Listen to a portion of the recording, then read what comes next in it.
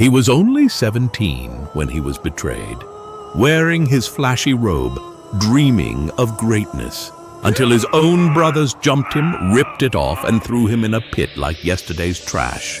Their plan? Let him rot. His crime? Dreaming too big. Joseph lived with his father Jacob in the land of Canaan and helped tend flocks with his brothers, sons of Jacob's other wives. But Joseph often brought back a bad report about them. Jacob loved him more than all his other sons because he was the son of his old age and the firstborn of Rachel, his beloved wife. As a sign of that love, Jacob gave Joseph a special tunic, a richly ornamented robe, a symbol of blessing and favor. He was already hated by his brothers for being his father's favorite. To make matters worse, Joseph began to have dreams that disturbed his brothers. "Listen to this dream I had," Joseph said eagerly. "We were binding sheaves of grain in the field when suddenly my sheaf stood upright, and your sheaves gathered around mine and bowed down to it." His brothers glared at him. "Do you intend to reign over us? Will you actually rule us?" It felt like a threat. That moment planted something dark in their hearts, jealousy, that grew into rage. But Joseph dreamed again. This time, the sun and moon and 11 stars were bowing down to me. When he shared the dreams, his brothers were jealous. The response was not admiration, it was rage. Even his father rebuked him. But Jacob kept the dreams in mind. Sometime later, Jacob sent Joseph to check on his brothers grazing the flocks near Shechem. Dressed in his colorful robe, Joseph journeyed alone. When the brothers saw him, their hatred boiled over and they conspired against him. "Here comes the dreamer," they said. "Let's kill him and throw him into one of these pits." But Reuben, the oldest, stepped in. "Let's not kill him. Just throw him into the pit." For he hoped to rescue Joseph later. So when Joseph arrived, they attacked, ripped off his robe, and threw him into a dry, dark well. Then they sat down to eat. As they were eating, a caravan of Ishmaelite traders came by on their way to Egypt. Judah proposed a new plan. "What will we gain if we kill our brother? Let's sell him to these traders instead." So they pulled Joseph from the pit and sold him for 20 shekels of silver and watched as their brother, the dreamer, was taken away in chains into Egypt. Reuben returned to the pit, only to find Joseph gone. He didn't know that the brothers had sold him. To cover their tracks, the brothers took Joseph's robe, slaughtered a goat, and dipped the robe in its blood. They brought it to their father and said, "We found this. Examine it to see whether it is your son's robe." Jacob recognized it immediately. "It is my son's robe! A ferocious animal must have devoured him!" he cried. He mourned for many days. No one could comfort him. By the way, if you find any of these videos interesting or enjoyable, please consider subscribing. These take a long time to make, and it really helps out. In Egypt, Joseph was sold to Potiphar, an officer of Pharaoh and captain of the guard. But even in slavery, the Lord was with Joseph and he prospered. Potiphar put Joseph in charge of his household. Everything he touched flourished. But Joseph's good looks caught the eye of Potiphar's wife.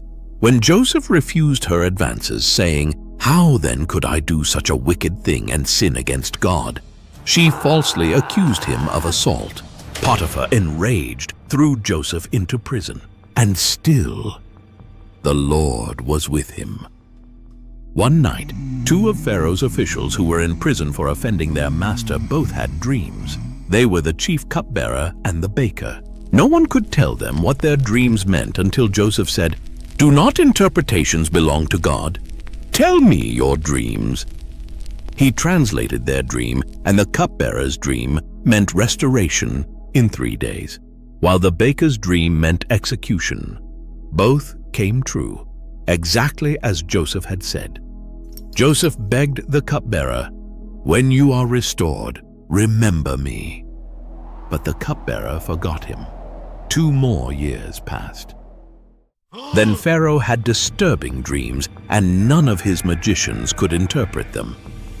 That's when the cupbearer remembered the Hebrew prisoner. Joseph was summoned. "I cannot do it," Joseph said humbly, "but God will give Pharaoh the answer he desires."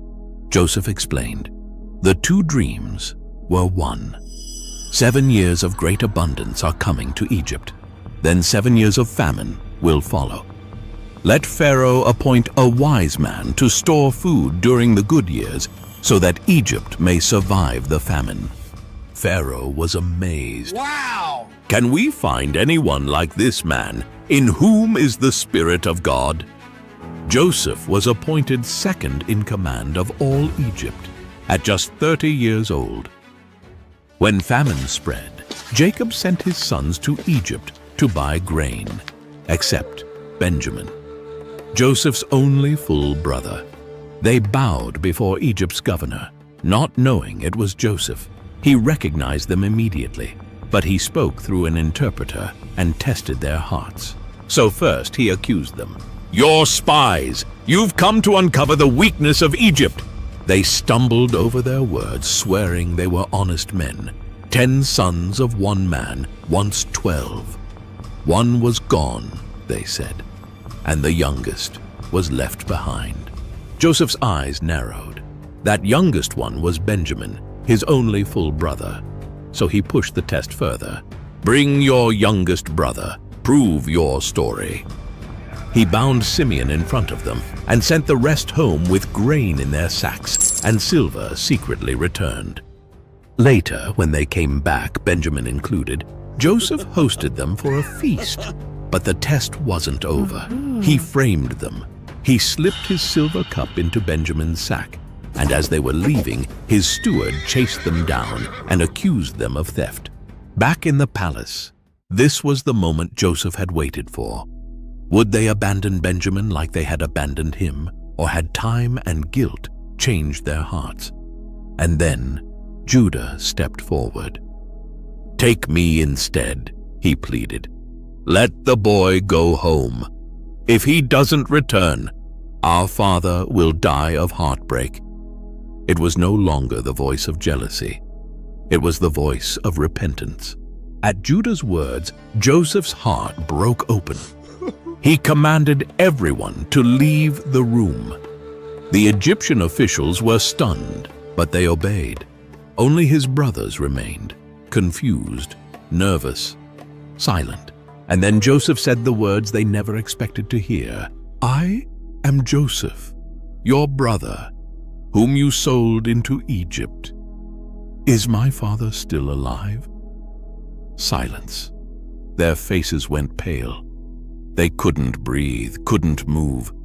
This powerful ruler was the brother they betrayed, and he was weeping.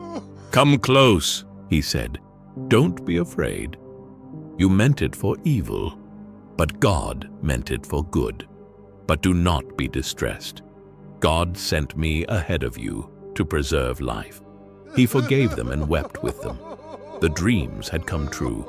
The dream was never about ruling over his brothers. It was about saving them. Word reached Pharaoh's palace that Joseph's brothers had come. Pharaoh was pleased. He told Joseph, "Send for your father. Bring your whole family. The best of Egypt will be theirs." Joseph sent his brothers back to Canaan with wagons, silver, and gifts. But most importantly, he sent a message. "Tell my father, Joseph is alive, and he rules all of Egypt." Jacob and his family, 70 people in all, left Canaan and moved to Egypt. He was reunited with his son. Before his death, he blessed Joseph and his brothers. After Jacob died, the brothers again feared Joseph's revenge. But Joseph said, "Don't be afraid. Am I in the place of God? You meant evil against me, but God meant it for good, to save many lives as he has done this day." Joseph lived to see his children's children. Before he died, he told his brothers, "God will surely come to your aid and bring you back to the land he promised Abraham, Isaac, and Jacob." He made them swear, "When God comes, take my bones with you." And then Joseph died in peace, with faith in the promise. Though Joseph died in Egypt, his bones were placed in a coffin, not a tomb, a reminder that the story wasn't over.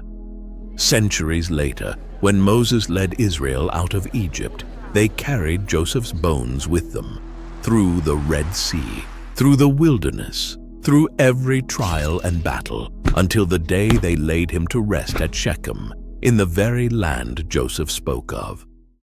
If you haven't subscribed yet, please don't forget to do so. It really helps us continue providing you with amazing videos like this.